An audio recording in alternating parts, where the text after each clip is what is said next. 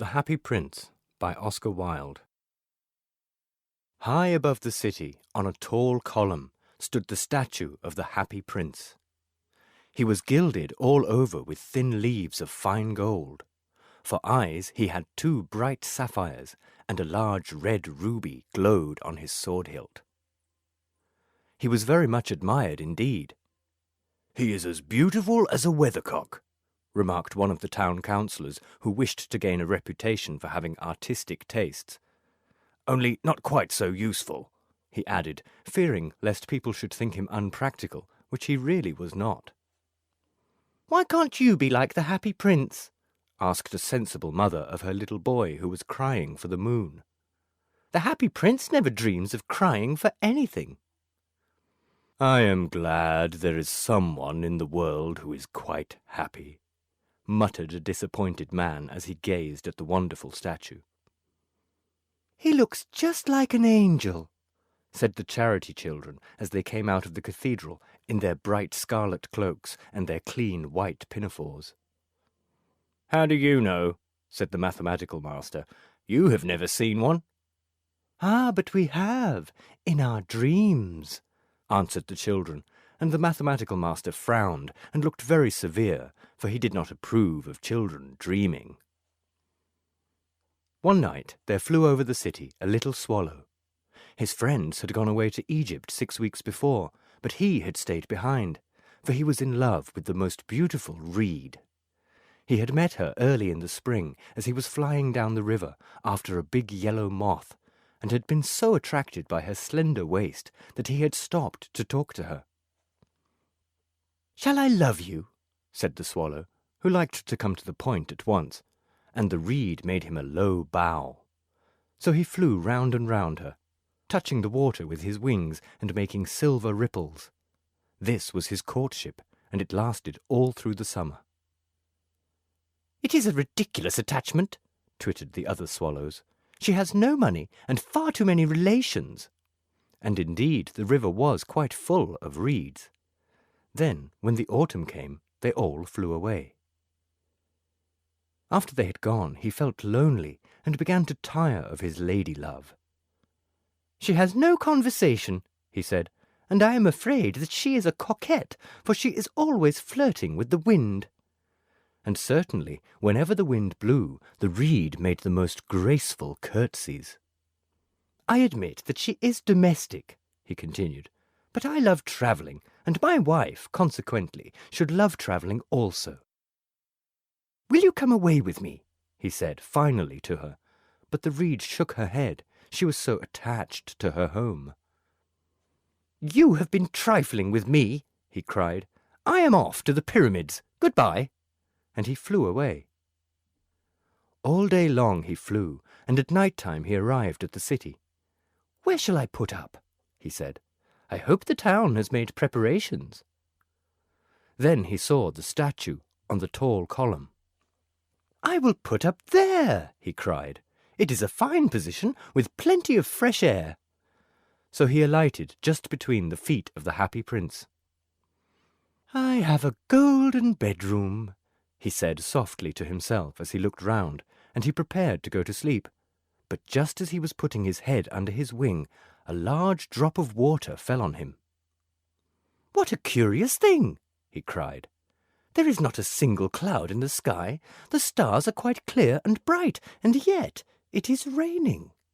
The climate in the north of Europe is really dreadful. The reed used to like the rain, but that was merely her selfishness." Then another drop fell. "What is the use of a statue if it cannot keep the rain off?" he said. "I must look for a good chimney-pot," and he determined to fly away. But before he had opened his wings, a third drop fell, and he looked up and saw— what did he see?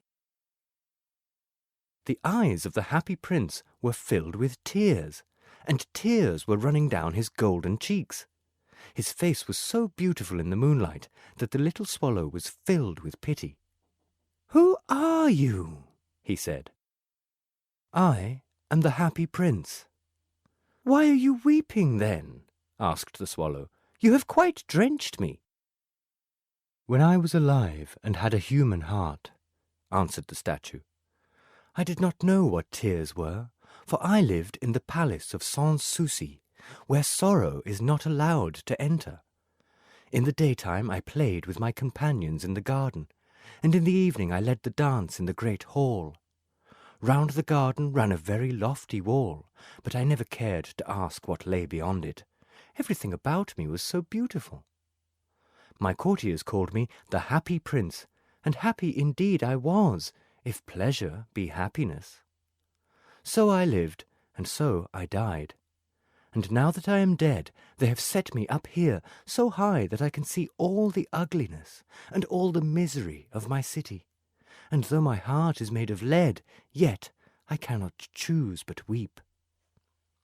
"What, is he not solid gold?" said the swallow to himself. He was too polite to make any personal remarks out loud. "Far away," continued the statue in a low, musical voice, "far away in a little street there is a poor house. One of the windows is open, and through it I can see a woman seated at a table. Her face is thin and worn, and she has coarse red hands, all pricked by the needle, for she is a seamstress. She is embroidering passion flowers on a satin gown for the loveliest of the Queen's maids of honour to wear at the next court ball. In a bed in the corner of the room her little boy is lying ill. He has a fever and is asking for oranges. His mother has nothing to give him but river water, so he is crying. Swallow, swallow, little swallow, will you not bring her the ruby out of my sword hilt? My feet are fastened to this pedestal, and I cannot move." "I am waited for in Egypt," said the swallow. "My friends are flying up and down the Nile and talking to the large lotus flowers. Soon they will go to sleep in the tomb of the great king. The king is there himself in his painted coffin. He is wrapped in yellow linen and embalmed with spices. Round his neck is a chain of pale green jade, and his hands are like withered leaves." "Swallow, swallow, little swallow," said the prince, "will you not stay with me for one night and be my messenger? The boy is so thirsty, and the mother so sad." "I don't think I like boys," answered the swallow. "Last summer, when I was staying on the river, there were 2 rude boys, the miller's sons, who were always throwing stones at me. They never hit me, of course. We swallows fly far too well for that. And besides, I come of a family famous for its agility, but still, it was a mark of disrespect." But the Happy Prince looked so sad that the little swallow was sorry. "It is very cold here," he said, "but I will stay with you for one night and be your messenger." "Thank you, little swallow," said the prince. So the swallow picked out the great ruby from the prince's sword and flew away with it in his beak over the roofs of the town. He passed by the cathedral tower, where the white marble angels were sculptured.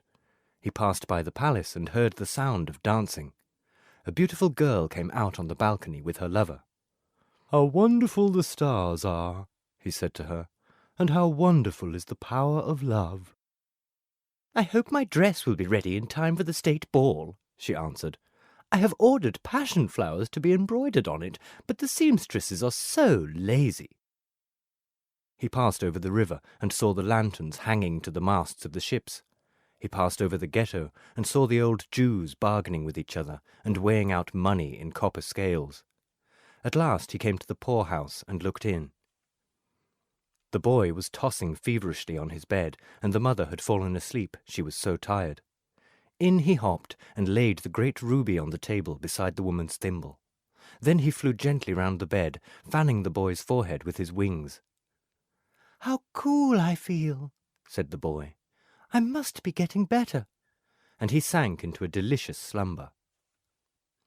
Then the swallow flew back to the Happy Prince and told him what he had done. "It is curious," he remarked, "but I feel quite warm now, although it is so cold." "That is because you have done a good action," said the prince. And the little swallow began to think, and then he fell asleep. Thinking always made him sleepy. When day broke, he flew down to the river and had a bath. "What a remarkable phenomenon," said the professor of ornithology as he was passing over the bridge. "A swallow in winter." And he wrote a long letter about it to the local newspaper. Everyone quoted it. It was full of so many words that they could not understand. "Tonight I go to Egypt," said the swallow, and he was in high spirits at the prospect. He visited all the public monuments and sat a long time on top of the church steeple. Wherever he went, the sparrows chirruped and said to each other, "What a distinguished stranger!" So he enjoyed himself very much.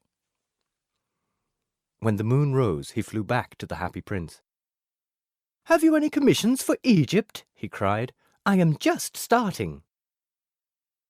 "Swallow, swallow, little swallow," said the prince, "will you not stay with me one night longer?" "I am waited for in Egypt," answered the swallow. "Tomorrow my friends will fly up to the second cataract. The river horse couches there among the bulrushes, and on a great granite throne sits the god Memnon. All night long he watches the stars, and when the morning star shines, he utters one cry of joy, and then he is silent. At noon the yellow lions come down to the water's edge to drink.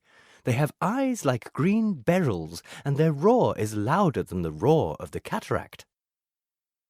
"Swallow, swallow, little swallow," said the prince. "Far away, across the city, I see a young man in a garret. He is leaning over a desk covered with papers, and in a tumbler by his side there is a bunch of withered violets. His hair is brown and crisp, and his lips are red as a pomegranate, and he has large and dreamy eyes. He is trying to finish a play for the director of the theatre, but he is too cold to write any more. There is no fire in the grate, and hunger has made him faint." "I will wait with you one night longer," said the swallow, who really had a good heart. "Shall I take him another ruby?" "Alas, I have no ruby now," said the prince. "My eyes are all that I have left. They are made of rare sapphires, which were brought out of India 1,000 years ago. Pluck out one of them and take it to him.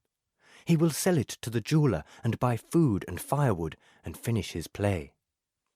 "Dear prince," said the swallow, "I cannot do that," and he began to weep. "Swallow, swallow, little swallow," said the prince, "do as I command you." So the swallow plucked out the prince's eye and flew away to the student's garret. It was easy enough to get in, as there was a hole in the roof. Through this he darted and came into the room. The young man had his head buried in his hands, so he did not hear the flutter of the bird's wings, and when he looked up he found the beautiful sapphire lying on the withered violets. "I am beginning to be appreciated," he cried. "This is from some great admirer. Now I can finish my play." And he looked quite happy. The next day the swallow flew down to the harbour. He sat on the mast of a large vessel and watched the sailors hauling big chests out of the hold with ropes. "Heave ahoy!" they shouted as each chest came up. "I am going to Egypt!" cried the swallow, but nobody minded, and when the moon rose he flew back to the happy prince. "I am come to bid you good-bye," he cried. "Swallow, swallow, little swallow," said the prince, "will you not stay with me one night longer?" "It is winter," answered the swallow, "and the chill snow will soon be here. In Egypt the sun is warm on the green palm trees, and the crocodiles lie in the mud and look lazily about them. My companions are building a nest in the temple of Baalbec, and the pink and white doves are watching them and cooing to each other. Dear prince, I must leave you, but I will never forget you, and next spring I will bring you back 2 beautiful jewels in place of those you have given away. The ruby shall be redder than a red rose, and the sapphire shall be as blue as the great sea." "In the square below," said the happy prince, "there stands a little match girl. She has let her matches fall in the gutter, and they are all spoiled. Her father will beat her if she does not bring home some money, and she is crying. She has no shoes or stockings, and her little head is bare. Pluck out my other eye and give it to her, and her father will not beat her." "I will stay with you one night longer," said the swallow, "but I cannot pluck out your eye. You would be quite blind then." "Swallow, swallow, little swallow," said the prince, "do as I command you." So he plucked out the prince's other eye and darted down with it. He swooped past the match girl and slipped the jewel into the palm of her hand. "What a lovely bit of glass!" cried the little girl, and she ran home laughing. Then the swallow came back to the prince. "You are blind now," he said, "so I will stay with you always." "No, little swallow," said the poor prince, "you must go away to Egypt." "I will stay with you always," said the swallow, and he slept at the prince's feet. All the next day he sat on the prince's shoulder and told him stories of what he had seen in strange lands. He told him of the red ibises who stand in long rows on the banks of the Nile and catch goldfish in their beaks, of the Sphinx who is as old as the world itself and lives in the desert and knows everything, of the merchants who walk slowly by the side of their camels and carry amber beads in their hands, of the king of the mountains of the moon, who is as black as ebony and worships a large crystal, of the great green snake that sleeps in a palm tree and has 20 priests to feed it with honey cakes, and of the pygmies who sail over a big lake on large flat leaves and are always at war with the butterflies. "Dear little swallow," said the prince, "you tell me of marvellous things, but more marvellous than anything is the suffering of men and of women. There is no mystery so great as misery. Fly over my city, little swallow, and tell me what you see there." So the swallow flew over the great city and saw the rich making merry in their beautiful houses, while the beggars were sitting at the gates. He flew into dark lanes and saw the white faces of starving children looking out listlessly at the black streets. Under the archway of a bridge, 2 little boys were lying in one another's arms to try and keep themselves warm. "How hungry we are," they said. "You must not lie here," shouted the watchman, and they wandered out into the rain. Then he flew back and told the prince what he had seen. "I am covered with fine gold," said the prince. "You must take it off, leaf by leaf, and give it to my poor. The living always think that gold can make them happy." Leaf after leaf of the fine gold the swallow picked off, till the happy prince looked quite dull and grey. Leaf after leaf of the fine gold he brought to the poor, and the children's faces grew rosier, and they laughed and played games in the street. "We have bread now," they cried. Then the snow came, and after the snow came the frost. The streets looked as if they were made of silver, they were so bright and glistening. Long icicles like crystal daggers hung down from the eaves of the houses. Everybody went about in furs, and the little boys wore scarlet caps and skated on the ice. The poor little swallow grew colder and colder, but he would not leave the prince. He loved him too well. He picked up crumbs outside the baker's door when the baker was not looking, and tried to keep himself warm by flapping his wings. But at last he knew that he was going to die. He had just strength to fly up to the prince's shoulder once more. "Goodbye, dear prince," he murmured. "Will you let me kiss your hand?" "I am glad that you are going to Egypt at last, little swallow," said the prince. "You have stayed too long here, but you must kiss me on the lips, for I love you." "It is not to Egypt that I am going," said the swallow. "I am going to the house of death. Death is the brother of sleep, is he not?" And he kissed the happy prince on the lips, and fell down dead at his feet. At that moment a curious crack sounded inside the statue, as if something had broken. The fact is that the leaden heart had snapped right in two. It certainly was a dreadfully hard frost.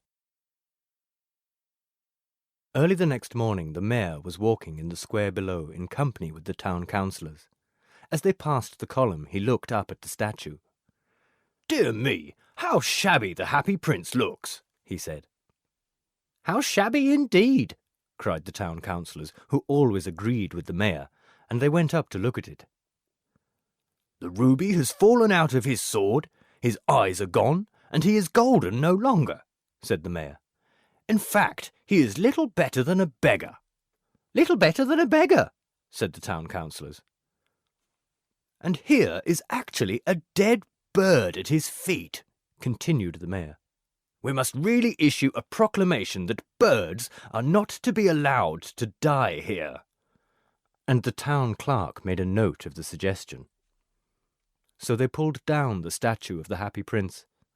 "As he is no longer beautiful, he is no longer useful," said the art professor at the university.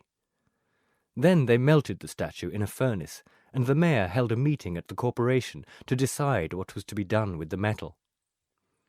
"We must have another statue, of course," he said, "and it shall be a statue of myself." "Of myself," said each of the town councillors, and they quarrelled. When I last heard of them, they were quarrelling still. "What a strange thing," said the overseer of the workmen at the foundry. "This broken lead heart will not melt in the furnace. We must throw it away." So they threw it on a dust heap, where the dead swallow was also lying. "Bring me the two most precious things in the city," said God to one of his angels, and the angel brought him the leaden heart and the dead bird. "You have rightly chosen," said God, "for in my garden of paradise this little bird shall sing for evermore, and in my city of gold the Happy Prince shall praise me." End of The Happy Prince by Oscar Wilde.